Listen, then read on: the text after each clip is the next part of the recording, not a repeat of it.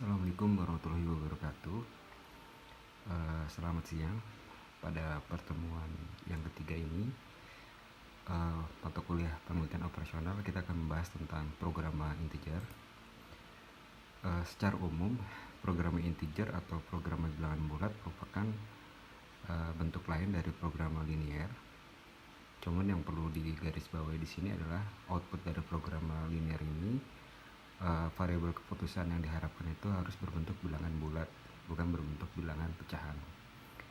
Kalau Anda perhatikan, Anda simak video kuliah sebelumnya yang berkaitan dengan penyelesaian linear programming menggunakan metode simplex. Di kasus yang saya sampaikan itu, keputusan X1-nya adalah 5/6. Nah, kalau kita menganggap X1 itu adalah sebuah produk dengan hasil 5/6, sangat tidak mungkin itu diimplementasikan, mengingat kalau kita membuat satu produk itu harus utuh, artinya 1. Kalau 5/6 itu belum angka 1. Jadi nggak mungkin kita membuat satu produk yang secara keseluruhannya 5/6. Tidak sempurna berarti produk tersebut. Nah, itulah yang menjadi alasan kenapa akhirnya linear programming dengan bantuan integer programming ini untuk menyelesaikan persoalan-persoalan yang tadi, bahwa dalam kenyataannya produk itu harus dihasilkan dalam bentuk bilangan bulat.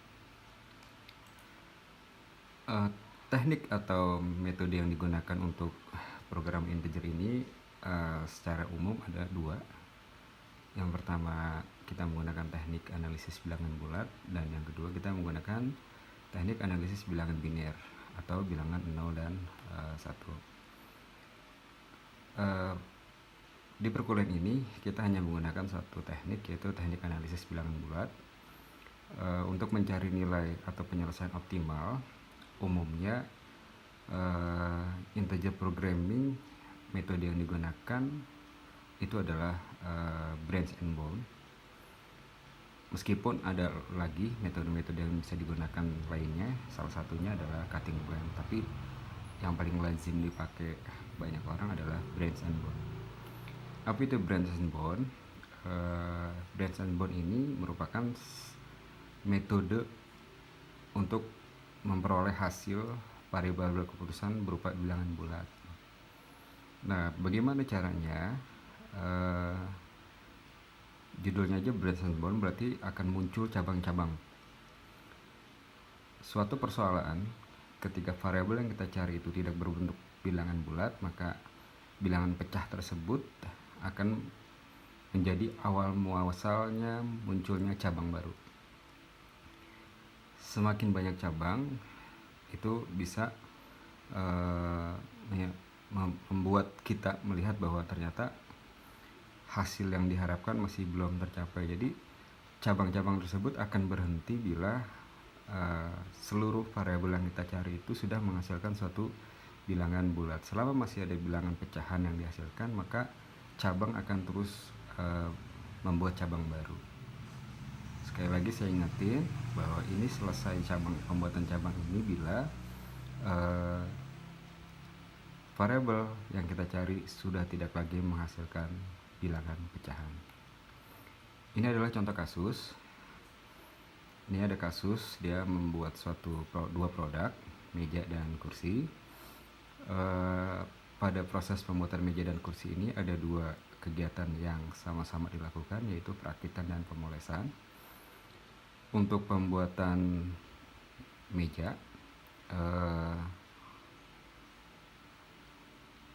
dibutuhkan 1 jam untuk perakitan dan 3 jam untuk pemolesan.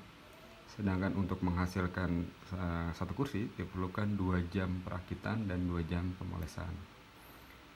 Maksimal waktu yang disediakan untuk kegiatan perakitan adalah 16 jam, dan maksimal waktu yang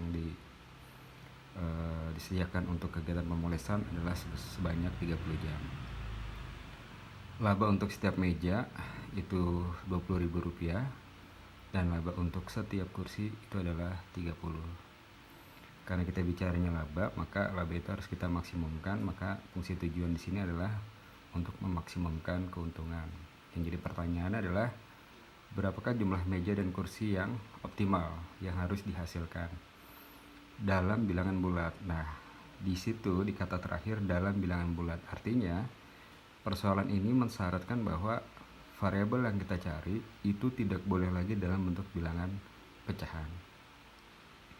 Jadi sudah harus dalam bentuk bilangan bulat. Oke, kasus ini bisa kita selesaikan.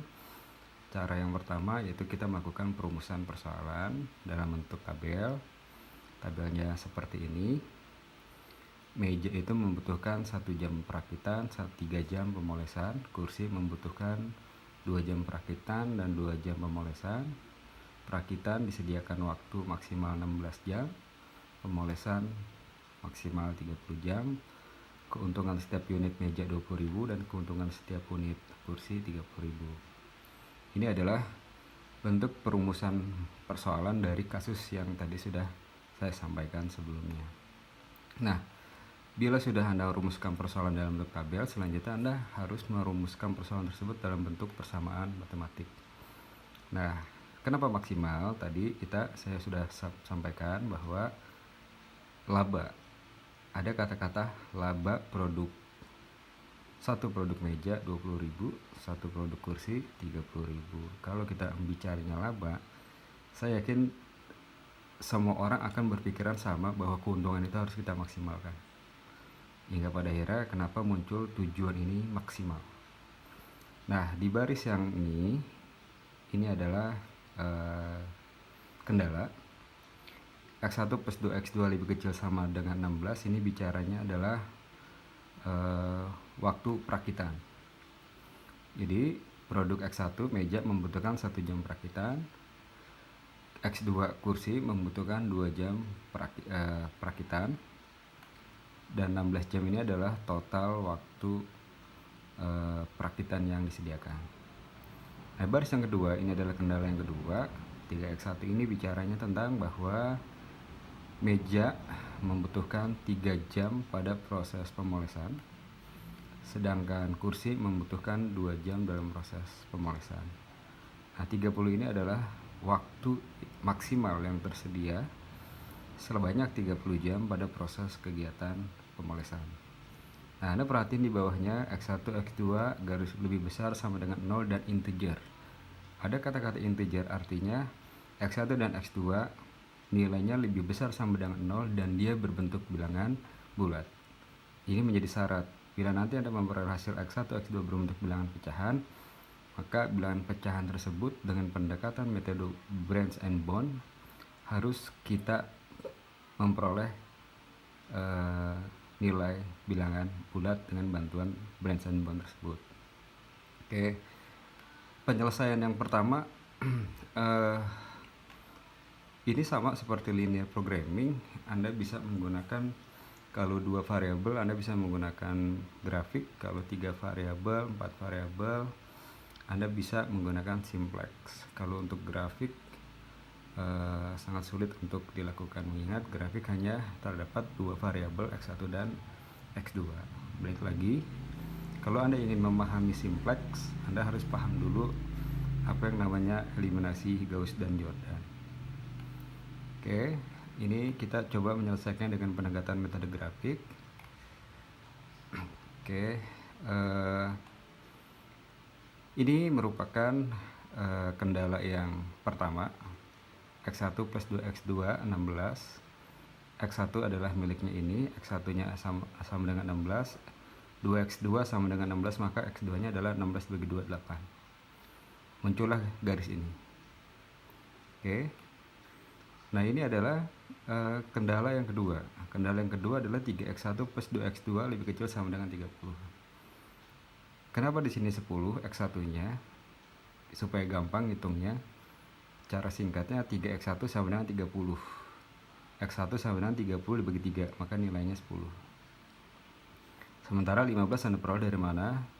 2X2 sama dengan 30, X2 sama dengan 30 dibagi 2, 15. Oke. Nah, di sini kita sudah menggambarkan grafik garis-garis kendala 1 dan kendala 2. Nah, yang kuning ini adalah derivable, artinya keputusan terbaik ada pada daerah sini di titik 1, titik 2, titik 3, titik 4. Karena fungsi tujuan kita adalah memaksimumkan, kita cari di titik mana nilai Z itu yang akan kita peroleh paling besar. Oke, setelah dihitung ternyata nilai maksimal yang bisa kita peroleh itu adalah 27,5. Ini tinggal dikalikan 10.000 saja, karena ini belum dikalikan dengan nilai 10.000. 27,5 dimana meja itu bisa kita produksi sebanyak 7. X2 ini bicara tentang kursi bisa kita produksi sebanyak 4,5. Nah, ini yang jadi persoalan. Memungkinkankah kita menjual kursi sejumlah 4,5 produk?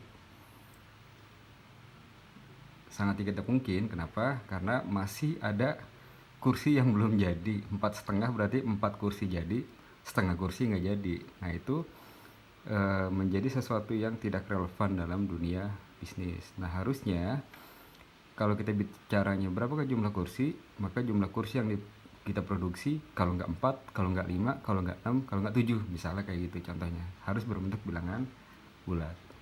Oke, dari sini kita sudah paham ternyata dengan menggunakan metode grafik didapatkan ada satu variabel keputusan yang masih berbentuk bilangan pecahan. Oleh karena itu, bilangan pecahan ini kita ubah ke dalam bentuk bilangan bulat dengan menggunakan metode branch and bound. Nah, di variabel X2 inilah akan muncul cabang baru, karena hanya di variabel X2 inilah kita memperoleh suatu bilangan pecahan, bukan bilangan bulat. Oke, nah, bagaimana cara membuat bilangan pecahan tersebut menjadi bilangan bulat? Kita mesti melihat bahwa variabel keputusan X2-nya adalah 4,5. Maka supaya berbentuk bilangan integer, kita akan, karena 4,5 itu berada di antara nilai 4 dan nilai 5, maka kita akan pecah X2 itu, X2 sama dengan 4 atau X2 sama dengan 5. Saya ulangi, 4,5 itu di antara nilai 4 dan nilai 5. Maka kita akan memenuhi persyaratan integer, artinya X2-nya itu 4 dan X2-nya ada yang ke 5. Oke. Nah, ini akan menjadi bentuk seperti ini. Anda perhatiin, ini yang tadinya satu kesatuan, sekarang karena 4,5 berada di sini dan itu tidak diperbolehkan, kita ubah daerah visible itu menjadi 2 daerah. Yang pertama daerah visible 1, DMK ini adalah daerah memenuhi kendala ya. Ini 4 dan yang ini 5. Nah, 4,5 itu ada di tengah-tengahnya dan 4,5 ini nggak kita pakai. Yang kita pakai adalah 4 dan 5. Nah, dengan pecahnya cabang tersebut, munculnya cabang tersebut, hingga pada akhirnya daerah visible berubah menjadi 2 bagian. Oke, ini adalah keputusan yang pertama. Nah, ini yang tadi saya bilang 4,5 berarti ada area yang maksimalnya 4, ada area yang minimalnya 5. X2 lebih kecil sama dengan 4, artinya dia maksimal 4.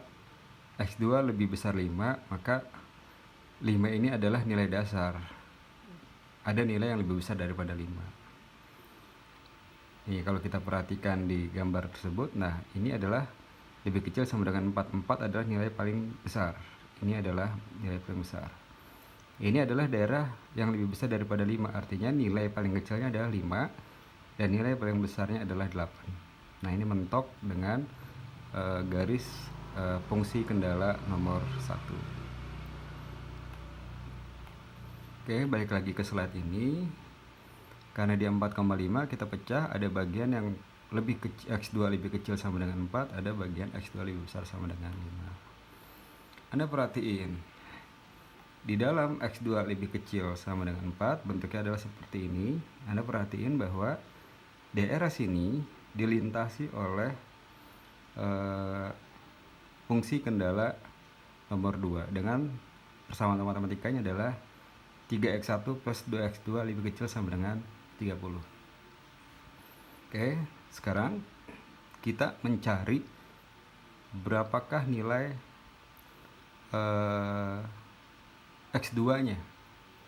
Sementara nilai X1-nya, berapakah nilai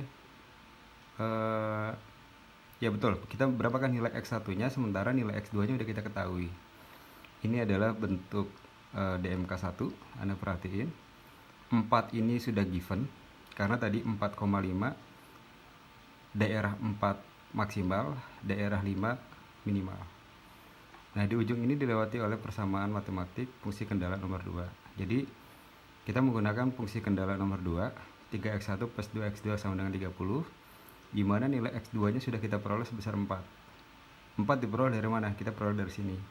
Kenapa 4 dan 5? Karena x2-nya adalah 4,5. Berarti ada daerah maksimal sebesar 4, ada daerah minimal 5, tapi dia lebih besar dari 5. Ini digambarkan oleh persamaan yang ini. Oke, sudah kita masukkan angkanya, didapatkan ternyata X1-nya adalah 22/3 atau 7,33. Nah, ini 7,33.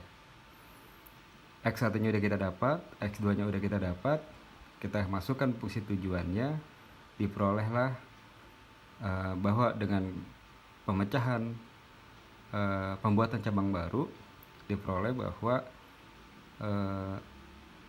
keuntungan yang bisa kita dapatkan sebesar 26,67. Nah, yang jadi persoalannya adalah rupanya persoalan kita ini belum selesai karena X1 yang kita dapat masih berbentuk bilangan pecahan. Nah, ini untuk X1 selanjutnya nanti akan muncul cabang baru. Sementara untuk nilai X2-nya selesai karena dia sudah berbentuk bilangan bulat. Oke, sekarang kita lihat yang di X2, lebih besar sama dengan 5. Ini memenuhi DMK2. Persamaan matematik kendala yang memenuhi adalah kendala 1 dengan persamaan matematiknya adalah 3x1 plus 2x2 lebih kecil sama dengan 16. X2-nya 5. Oke, ini adalah nilainya 6. Jadi persoalannya adalah berapakah nilai X1-nya setelah kita mengetahui nilai X2-nya sebesar 5. Sama, kita karena ini adalah persamaan kendala yang memenuhi kendala 1, kita menggunakan persamaan matematikanya. X2-nya 5 kita masukkan. Nah, di sini diperoleh nilai X1-nya sama dengan 6. Nah, nilai 6 ini kita taruh di sini. Oke. Jadi, dari persoalan ini dapat kita simpulkan bahwa X1 yang kita cari sudah berbentuk bilangan bulat dan X2 sudah berbentuk bilangan bulat. Nah, ini sudah selesai, tidak perlu ada cabang baru. Bila sudah Anda dapat ini, masukkan fungsi tujuannya. Nah, dari sini dapat kita simpulkan juga bahwa keuntungan sebesar 27 bisa kita peroleh dengan catatan kursi yang kita buat sebanyak 6, meja yang kita buat sebanyak 6 dan kursi yang kita buat sebanyak 5. Nah, ini sudah memenuhi syarat. Berarti untuk X2 lebih besar sama dengan 5, nggak perlu lagi ada cabang baru karena dia sudah berbentuk bilangan bulat semua.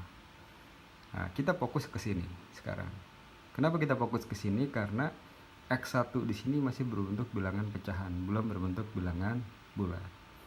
Oleh karena itu, karena ini masih berbentuk bilangan pecahan, perlu kita membuat cabang baru. Oke, ini adalah sebelumnya. Ini kita udah selesaikan. Nah, sekarang kita buat cabang baru. Cabang barunya adanya di mana? Kita lihat cabang barunya adanya di X1. Karena X1-nya 7,3. Karena 7,3 ada di antara 7 dan 8, maka ada daerah yang maksimalnya 7 dan nilai minimalnya 8. Oke. Ini adalah DMK3 dan DMK4. Setelah kita peroleh X1-nya 7,3, maka terbentuk nih daerah-daerah keputusan baru DMK3 dan DMK4. Tadinya DMK3 dan DMK4 ini menjadi satu kesatuan. Karena X1-nya masih berbentuk pecahan, jadi dia mengalami proses pemecahan di sini. Kita buat cabang lagi di sini. Oke, ini adalah cabangnya. Ada daerah yang maksimal 7, lebih kecil sama dengan 7. Ada daerah yang lebih minimal 8. Artinya 8 ini nilainya paling kecil, bisa lebih dari 8. Oke, untuk yang lebih kecil sama dengan 7, area keputusannya adalah seperti ini. Kita sudah dapat bahwa X1-nya sebesar 7 dan X2-nya sebesar 4. Yang kita peroleh keuntungan sebesar 26, sebesar 26. Nah, ini udah selesai. X1 lebih kecil sama dengan 7, udah selesai. Persoalan udah selesai, nggak perlu lagi kita bikin cabang baru karena keputusan di X1 dan X2 sudah berbentuk bilangan bulat. Selanjutnya kita coba fokus ke X1 lebih besar sama dengan 8. Oke. Kalau kita lihat X1 lebih besar dengan 8, dia ada di daerah DMK 4. Dan DMK 4 ada lintasan kendala 2 yang melewati bidang DMK 4. Yang warna hijau ini. Nah, persamaan matematika yang berlaku adalah ini. Maka dengan menggunakan persamaan matematika ini, kita coba memasukkan angka X1-nya yang sudah kita ketahui sebelumnya. X1-nya 8, X2-nya yang kita cari. Setelah kita memasukkan nilai-nilai ini semua, diperoleh nilai X2 sama dengan 3. Jangan lupa Anda masukkan fungsi tujuan, Anda masukkan X1 dan X2 yang sudah Anda dapatkan, diperoleh bahwa keuntungan maksimal dengan kondisi seperti ini adalah sebesar 25. Yang perlu Anda garis bawahi lagi di sini adalah nilai X1 di sini sudah bilangan bulat, nilai X2 di sini sudah bilangan bulat, dan di sini nilai X1-nya juga sudah bilangan bulat dan bilangan X2-nya juga sudah bilangan bulat. Artinya sudah tidak perlu ada lagi pembuatan cabang baru karena semua variabel keputusan yang kita cari sudah berbentuk bilangan bulat. Oke, ini adalah keputusannya. Ini masih ada bilangan pecahan. Bilangan pecahannya kita bikin cabang baru. Ternyata masih terdapat bilangan pecahan ini kita bikin cabang baru. Setelah cabang baru ini kita buat dan sudah tidak ada bilangan pecahan, semuanya sudah berbentuk bilangan bulat, maka cukup bagi kita untuk membuat cabang karena semua bilangan bulat yang kita harapkan sudah terpenuhi. Nah, balik lagi dari persoalan ini yang kita cari adalah fungsi tujuan Z-nya memaksimumkan. Maka yang menjadi perhatian kita adalah Anda mencari variabel-variabel keputusan yang sudah bulat dan Anda perlu memperhatikan nilai Z yang paling maksimal. Dari persoalan ini, yang layak untuk kita jadikan pertimbangan untuk membuat keputusan adalah X1 6, X2 5, X1 8, X2 3, X1 7, X2 4. Ini adalah variabel-variabel yang bisa kita ambil untuk pengambilan keputusan. Tapi yang harus Anda garis bawahi adalah fungsi tujuan kita maksimum, maka kita mencari nilai Z yang paling besar. Jadi nilai Z-nya dilihat belakangan, pastikan dulu variabel-variabel yang kita cari itu berbentuk bilangan bulat dulu. Oh, ternyata X1 6, X2 5 keuntungan adalah 27. X1 8, X2 3 keuntungannya 25, X1 7, X2 4 keuntungannya 26. Sesuai dengan fungsi tujuan, maka yang kita pilih adalah ini.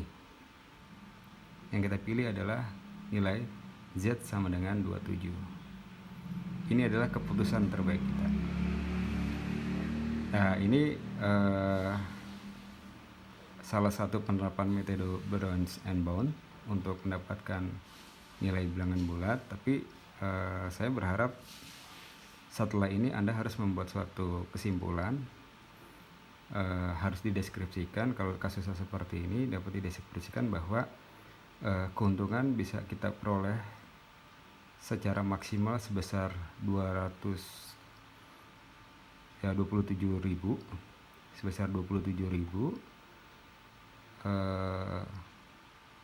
bila kita memproduksi nilai X1 meja sebanyak 6, dan kita memproduksi kursi dalam hal ini X2 sebanyak 5. Itu adalah kesimpulan dari persoalan yang saya sampaikan sebelumnya. Mudah-mudahan ini menambah pengetahuan Anda semua. Kurang lebihnya saya mohon maaf. Selamat belajar. Assalamualaikum warahmatullahi wabarakatuh.